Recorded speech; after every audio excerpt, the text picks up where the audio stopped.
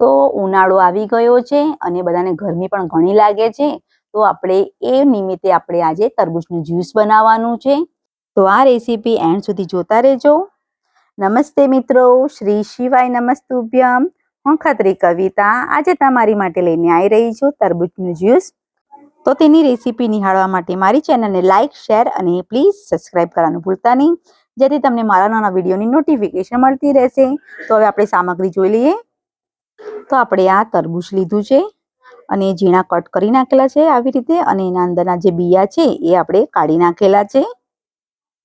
અને આપણા તક મરિયા લીધા છે આપણે 1 ચમચી જેટલા, અને એ 5 મિનિટ માટે પલાળ્યા છે. અને બરફના કટકા લઈ લઈશું 4-5. ખાંડ લેવાની છે આપણે, મીઠાશ જે પ્રમાણે જોઈએ એ પ્રમાણે. અને આપણે મલાઈ લીધી છે, અને જો મલાઈ તમારે ના લેવી હોય તો ચાલશે. અને દૂધ લેવાનું છે આપણે 1 ગ્લાસ જેટલું. તો આપણે જગ લઈ લીધો છે આપણે જ્યુસ બનાવવા માટેનો. તો એની અંદર તરબૂચ છે એ ઉમેરી લેવાનું છે. અને તકમરિયા પણ અંદર ઉમેરી લઈશું.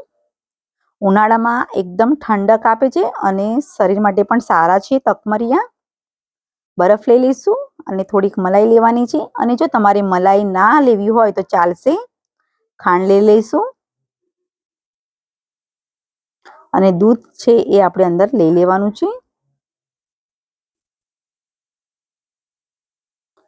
તો હવે આપણે એને મિક્સર બાઉલમાં આપણે એને જ્યુસ બનાવી લઈશું.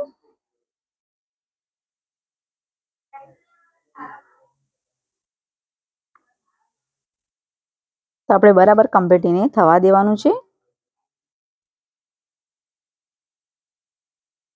તો આપણે વધારે 5 મિનિટ માટે થવા દઈશું આપણે.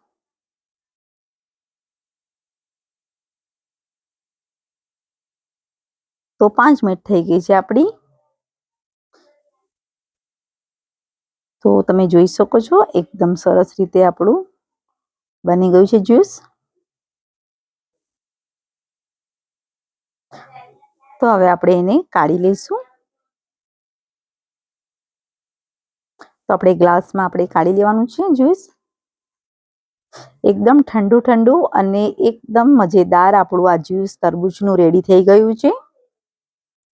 તો એના પર આપણે વધારે ને થોડાક આપણે તરબૂચના કટકા કરેલા છે એ થોડાક મૂકીશું.